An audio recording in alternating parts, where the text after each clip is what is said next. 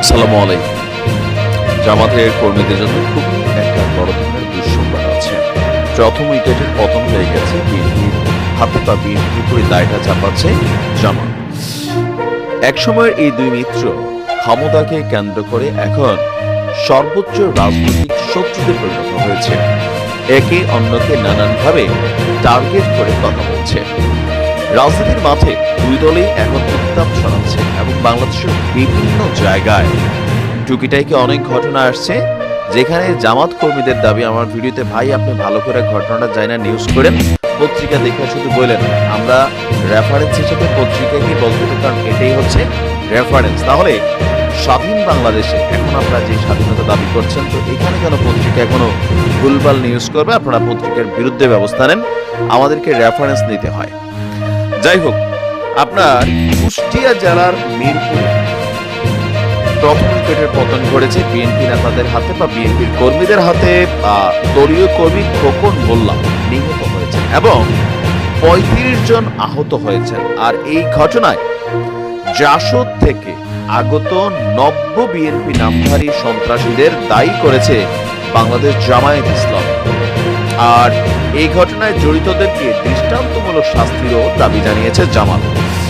আপনার সংবাদ মাধ্যমে পাঠানো এক বিবৃতিতে জামায়াতে ইসলামের সেক্রেটারি অধ্যাপক মিয়া গোলাম পরওয়ার তিনি বলছেন, কুষ্টিয়া জেলার মিরপুরে ফেসিবাদের দোসর জাসদ থেকে আগত নব্য বিএনপি নামধারী সন্ত্রাসীদের হামলায় জামায়াতে ইসলামের কর্মী খোকন মোল্লা নিহত হয়েছেন এবং ৩৫ জন নেতাকর্মী গুরুতরভাবে তারা আহত হয়েছেন।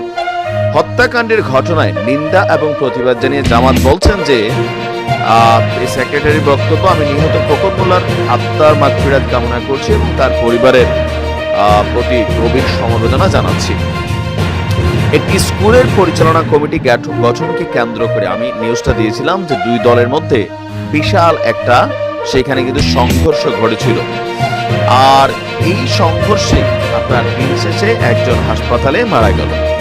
আর তিনি বলছেন যে কুষ্টিয়া জেলার মিরপুরে হামলার ঘটনায় আপনার নব্য বিএনপি নামধারী সন্ত্রাসী খুনিদের দ্রুত গ্রেপ্তার করে আইনের আওতায় এনে দৃষ্টান্তমূলক শাস্তি প্রদান করতে সরকারের প্রতি আহ্বান জানিয়েছেন। এখন নব্য বিএনপি নামধারী বা পুরানা বিএনপি নামধারী বিষয়টা ওই জায়গায় কানেক্ট না। বিএনপির সাথে সংঘর্ষে যে জামায়াত কর্মী নিহত হয়েছেন, জেনারেল সেক্রেটারির সোজা বক্তব্য যে আপনার এখন জাসদের লোক বিএনপিতে ইন করছে। তো বিএনপিতে কিভাবে ইন করছে, বিএনপি কেন ইন করার সুযোগ দিচ্ছে?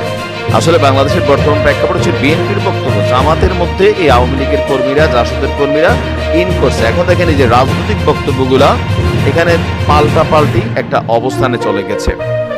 আমরা যদি দেখি জামাত কর্মীদের অভিযোগ, বুড়াপাড়া মাধ্যমিক বিদ্যালয় পরিচালনা পর্ষদের সভাপতি নির্বাচন থেকে নাম প্রত্যাহারের জন্য জামাত নেতা মুকুলের উপর চাপ সৃষ্টি করেছিল নাসির। এ নিয়ে বিরোধের জেরে শনিবার রাতে মুকুলকে হুমকি দিয়েছিল নাসির। আর এরই প্রতিবাদে বুড়াপাড়া মাধ্যমিক বিদ্যালয় মাঠে এক প্রতিবাদ সভার আয়োজন করে স্থানীয় জামাত ইসলামী নেতাকর্মীরা। এ সময় নাসিরের নেতৃত্বে তার সমর্থকরা সেখানে লাঠিসোঁটা এবং দেশীয় অস্ত্র নিয়ে হামলা চালায়। আর আমরা সর্বশেষ এখানে যতটুকু আপডেট পাচ্ছি, এখানে বিএনপির যারা স্থানীয় নেতারা আছেন তাদের বক্তব্য এখনো উঠে আসে নাই। তো ক্ষমতাকে কেন্দ্র করে এখন একটা স্কুল কমিটির সভাপতি হইলেই কি আর না হইলেই কি, কিন্তু চাই বিএনপি বিশাল একটা দল, রাইট নাও তারা খুবই বিশাল একটা দল। ইভেন বাংলাদেশের বেশ কিছু জায়গায় বিএনপির একটা কর্মকাণ্ড চলছে, আমি সাধুবাদ জানাই তারেক রহমানের নির্দেশনায়, যে চাঁদাবাজি, সিন্ডিকেটবাজি বা জবরদখল লুটপাট যদি কেউ করে এটা নিয়ে বিএনপি ব্যবস্থা নিবে। মাইকিং করে সম্ভবত পিরোজপুরে এরকম একটা ব্যতিক্রমী উদ্যোগ আমি দেখেছি যে স্থানীয় কোনো বিএনপির নেতাকর্মী যদি চাঁদাবাজিতে বা সংশ্লিষ্টতায় আসে তাহলে তাদেরকে আইনের আওতা দেওয়া হবে। বিএনপির সকল পদ পদবি থেকে তাদেরকে পার্মানেন্টলি বহিষ্কার করা হবে। তারপরেও এত বড় দল দীর্ঘদিন যাবৎ তারা ক্ষমতার বাহিরে ছিল, তো লোকাল একদম রুট লেভেলে কিছু নেতাকর্মী কিন্তু আসলে দলীয় হাইকমান্ডের এই নির্দেশনাগুলোকে আসলে মানছেন না, যার কারণে বিভিন্ন জায়গায় বিভিন্ন ধরনের অপ্রীতিকর ঘটনা ঘটছে। বিএনপির বরাবরই অভিযোগ বিভিন্ন জায়গায় জামাতের সাথে আওয়ামী লীগের একটা সংমিশ্রণ ঘটছে, আবার জামাতের অভিযোগ বিএনপির সাথে নব্য জাসদ বা আওয়ামী লীগের নেতাকর্মীদেরও আপনার একটা সংমিশ্রণ ঘটছে, যার কারণে বিএনপির একটা সিদ্ধান্ত ছিল যেন দলের মধ্যে নতুন করে কাউকে আপনার কানেক্ট করা না হয় বা জায়গা দেওয়া না হয়, কমিটিতে নিয়োগ দেওয়া না হয়। এখন এগুলা আসলে কন্ট্রোলিং করা ক্ষমতা ছাড়া খুবই কঠিন কাজ, কারণ এই যে গ্রাম পর্যায়ের বা বিভিন্ন জায়গায় লুটপাট শ্রেণী আছেন, বিভিন্ন জায়গায় সংঘর্ষে জড়িয়ে যাচ্ছেন, হত্যা আর বিভিন্ন কর্মকাণ্ডে জড়িত হচ্ছেন, তাদেরকে বিএনপি রাষ্ট্র ক্ষমতায় না গেলে আসলে সবাইকে কন্ট্রোল করতে পারবে না। চেইন অফ কমান্ডটাকে এস্টাবলিশ করা যাচ্ছে না।